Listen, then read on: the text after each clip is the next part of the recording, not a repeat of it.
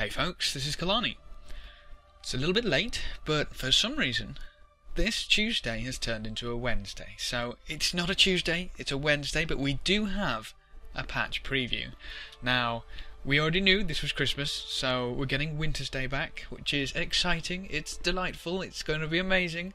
If you weren't here for Wintersday last year, oh, you're going to have some fun. You're going to have a lot of fun, trust me on that one. So, this is over on the Guild Wars 2 website, as per usual, over in releases, and this will hit on December 10th. A very merry Wintersday. Starting December 10th, 2013, the nights may be growing longer and colder, but Lion's Arch is merrier than ever before. Wintersday is returning to Tyria, along with everyone's favourite toy-making inventor, Tix. Celebrate the end of one year and the beginning of the next in this six-week Winter Festival. That's interesting, because they seem to be moving from month cycles. I mean, for example, the Toxic Tower's still there. We're going to have 6 weeks for Wintersday. That could be very interesting. We got ourselves a video just to nicely introduce everything.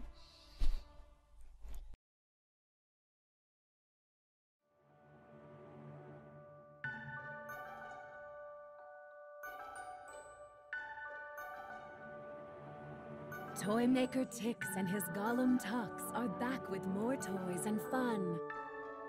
From snowball fights to jumping puzzles, there's something for everyone. So bundle up tight in your festival finest and spread some holiday cheer. The days are short and the nights are long, but Wintersday is here.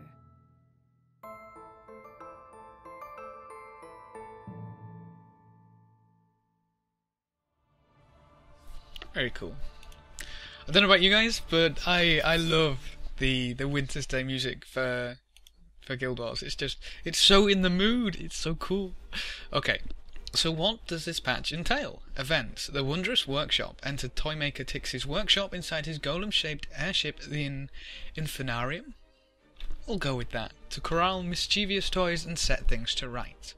So you get to run around the workshop. You get to basically, it's the story instance, and you get to have a bit of fun breaking toys, essentially. It's quite fun. It's really enjoyable. Winter Wonderland. The multipath Winter Wonderland jumping puzzle is full of beautiful delights and death-defying challenges.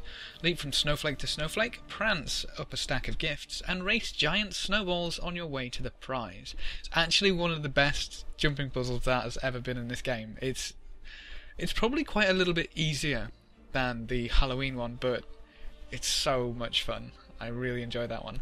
I wonder if anything's going to change, because the clock tower didn't actually change. That was completely the same, except for the rewards.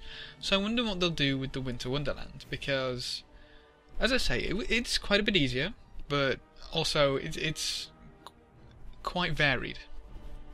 But it's fun. It's fun. You guys will happily check that out. The Bell Choir. Make sweet music ring through the air, rather, with Tyria's favourite musical challenge, the Bell Choir. Group up with other players to make sweet harmonies and ring in the season. It's quite fun. The Bell Choir is kind of a bell version of something like Guitar Hero, it's really cool how they implemented it. But again, that's something we had last year, so I wonder if this is going to be pretty much everything which we had last year, which will be really nice. But it'd be nice to get a few new things as well. Or maybe I'm just being a wee bit selfish. Toypocalypse. Toys are running amok and threatening everyone's Wintersday.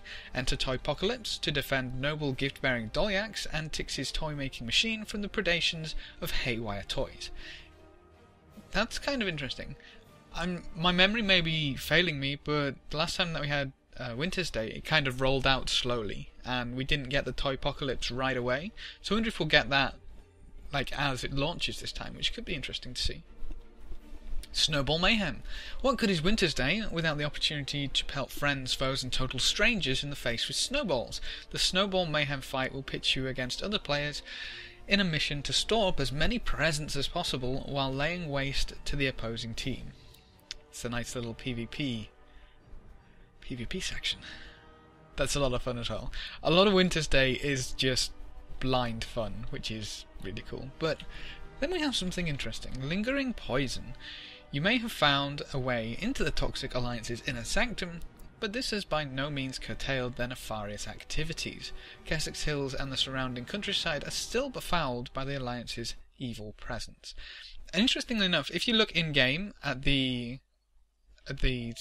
counter, the progress bar at the top right, it's actually not kind of anywhere near finishing, which is interesting. I wonder how long we'll have that Toxic Tower for. And a developer livestream on December 9th. Sneak a peek at the Wintersday wonders that await you. Join ArenaNet devs for a live stream on our Twitch channel, which is twitch.tv/Guild Wars 2, on Monday, December 9th at 12 PM PST.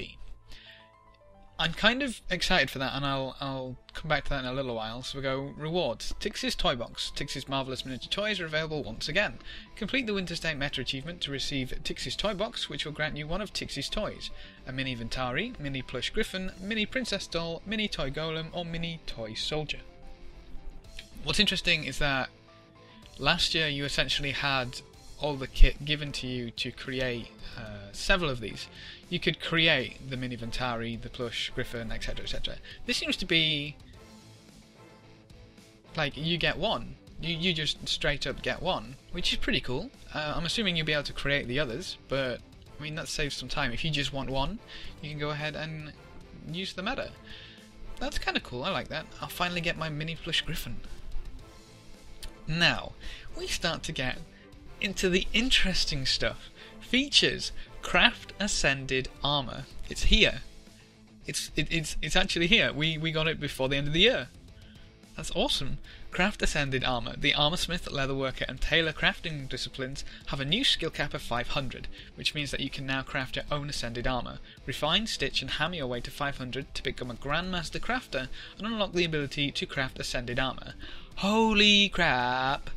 I am gonna have a lot of fun, inverted commas, grinding out what I feel I may need for this, because obviously I'm gonna race to 500. I'm gonna race my Armorsmith specifically to 500 to give you guys a bit of fun watching, a bit of learn with me, and essentially to see if it's exactly the same as they set up weaponsmithing, which could be interesting.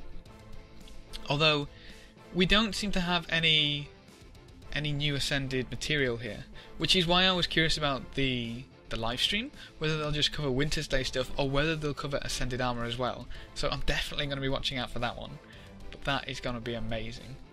New healing skills. Still trying to find just the right healing skill for your build? Perhaps this will help. We're introducing a new healing skill for every profession. Now, we actually have these, but they're data mined. So maybe, yeah, okay. Yeah, we'll go over to Reddit. Now, it's actually been removed from the official forums, so these are data mined, so these may not be entirely accurate, but they kind of usually are. So, for Ranger, Water Spirit. Summon a Water Spirit that grants nearby allies a chance to heal when attacking. Aqua Surge, heal yourself and cause your Water Spirit to heal nearby allies. Necromancer, Signet of Vampirism. Signet passive, siphon life from enemies that strike you. Signet active, mark an enemy. Allied players will steal life from that enemy. Mesmer, Signet of the Ether. Signet passive, heal yourself based on the number of active illusions you control. And Signet active, heal yourself and refresh all Phantasm skill recharges. That's kind of crazy. Guardian, Litany of Wrath, Meditation, heal yourself. For a brief time, you heal each time you strike an enemy, based on a percentage of damage dealt. Engineer, AED Gadget, activate your AED, enabling the system to heal you after a brief period of time. If your health drops below 1%, you're healed for a massive amount and your AED is deactivated. Static Shock, use your AED to stun an enemy. That sounds so broken. Elementalist, Arcane Brilliance, Arcane. Blast the target area, hitting foes with critical damage and healing yourself. Healing effectiveness is increased per target hit. Now I'm assuming that'll have AoE cap. My gosh if it doesn't. Feath, Skelk Venom rather. Venom, your next few attacks heal you. That's a bit disappointing after all the other ones, but that could still be incredibly potent. Warrior, Defiant Stance. Absorb all incoming strikes, rather, for a period of time. All incoming attacks heal you. Wow. That's crazy. That's crazy. So again, they may not be the final product. We may see differences, but this late into it, a week before it's being released, you can be pretty sure that they're on the money. December 10th, balance update. Are you looking to fine-tune your build, or maybe hoping to try out something new entirely? Our next balance update is coming, and its focus is on improving traits and trait lines. You can read about upcoming changes here. So that's what we've already seen quite a lot to do with the balance update. Things like warrior hammer greatsword is essentially being looked at, broken, but they're looking at swapping about all the traits, all that stuff. You know, we've already talked through that, so we won't go into too much detail with that one. And we got some shiny screenshots. Interestingly enough, they haven't given me a wallpaper again, so I'll have to actually put in some effort to give you guys a thumbnail. But that's a very merry Wintersday. This looks like it's going to be amazing. Aside from obviously getting Wintersday back, getting all the play stuff and craft ascended armor, that's going to be interesting, because now we've got access to pretty much everything ascended. So where are they going to go from there?